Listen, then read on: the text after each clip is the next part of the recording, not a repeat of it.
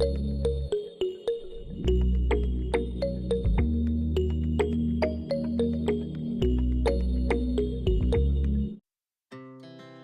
hearts beat to the city streets. We began to feel the fire. We rise like tall buildings as the chemicals they take us higher. The night's young and it's just begun as she puts her hand in mine. We wanna chase the night, wanna dance to the light, pull the stars from the sky, just two hearts running wild. Never sleep, never stop, as we shout from the top. We're gonna be two hearts running wild.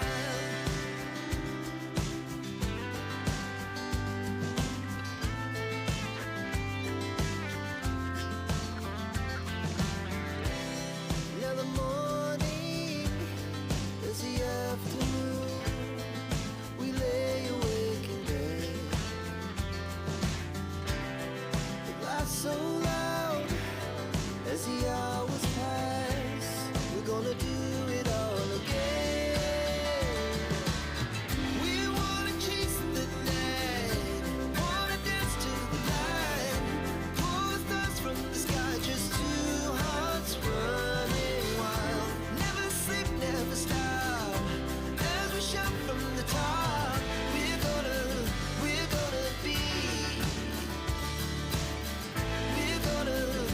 gonna be two hearts running wild.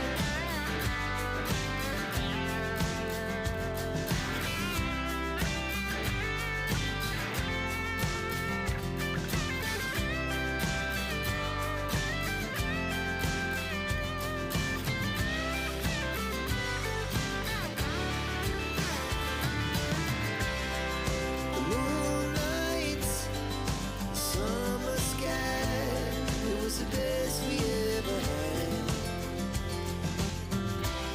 And we'll stay on forever. We'll never have regrets. We wanna chase the night, wanna dance to the light, pull the stars from the sky, just two hearts running wild. Never sleep, never stop, as we shout from the top. We're gonna be two hearts running wild. We're gonna be, we're gonna be two hearts running wild. Our hearts beat to the city streets. We began to feel the fire. We rise like tall buildings as the chemicals they take us higher. The night's young and it's just begun as she puts her hand in mine. We wanna chase the night, wanna dance to the light, pull the stars from the sky, just two hearts running wild. Never sleep, never stop, as we shout from the top. We're gonna be two hearts running wild.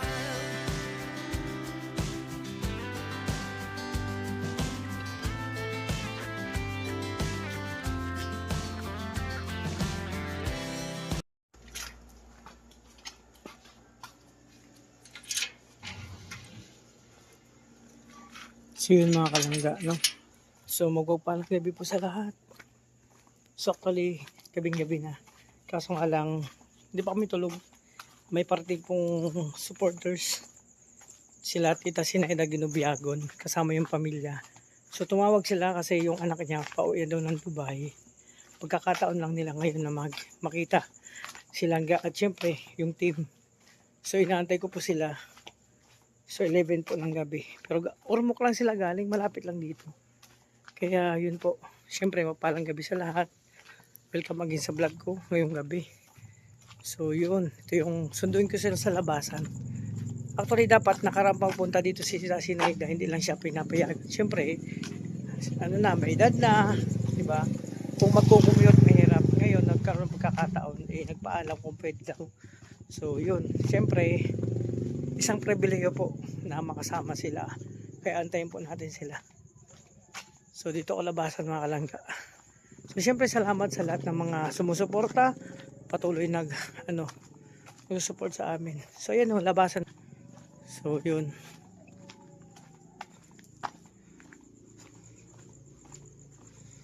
Antayin ko dito sila. So, malapit na daw po sila mga kalangga. So talagang sila na mag-insist na magpunta dito. So yun naman, hindi pa naman kami tulog mga kalangga.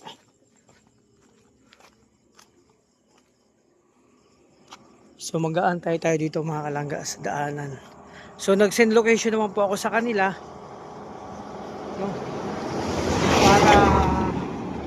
Para malaman natin na mas malapit na sa usan sila, hindi maligaw mga kalangga. Abangan na lang natin mga kalangga yung tagpo. Diba kasi syempre, grabe talagang malayo pa. Ay kumbaga malayo. Malapit lang sila, sabi, isang oras ng biyahe. So syempre, kumbaga sa amin kahit gantong oras kung hindi pa na kayo matutulog, syempre isang privilege na makilala sa personal yung mga tulad nila Tita Sinaida na talagang grabe din mag-support mga kalangga. Silent lang po sila. So kasama yung pamilya na, tapos yung nagkataon po kasi yung anak niya umuwi ng Dubai, ilang araw lang dito. So ito yung pagkakataon nila na magkaroon ng service, tapos may kasama siya papunta dito. So abangan natin mga kalangga yung kaganapan. So andito sila, inaantay ko. So check ko lang kung nasaan na sila. Sabi malapit na daw. Nag-send location naman po ako mga kalangga.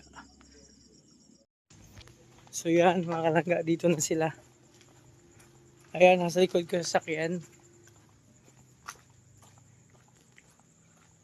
So yun. Diyan lang po. So yun mga kalangga. Sa wakasan dito sa sakto, isang oras nga biyahe nila, may gitla. Yung dito.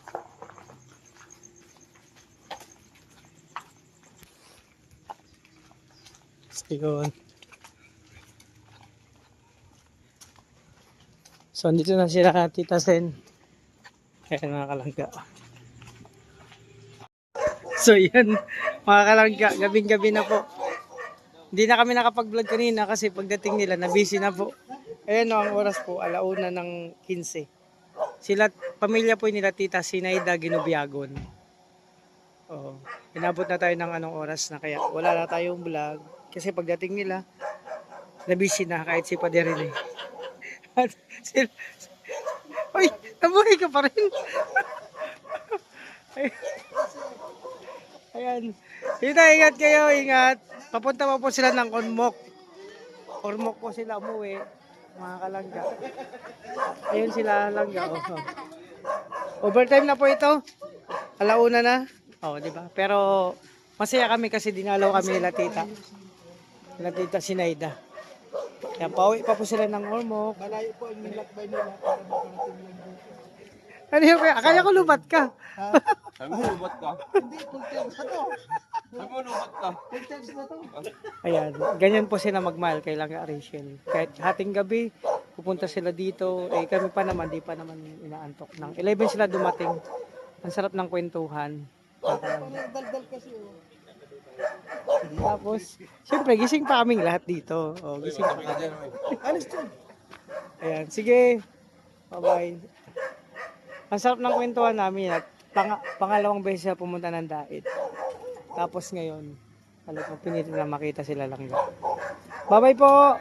Sige, ingat. Opo, God bless.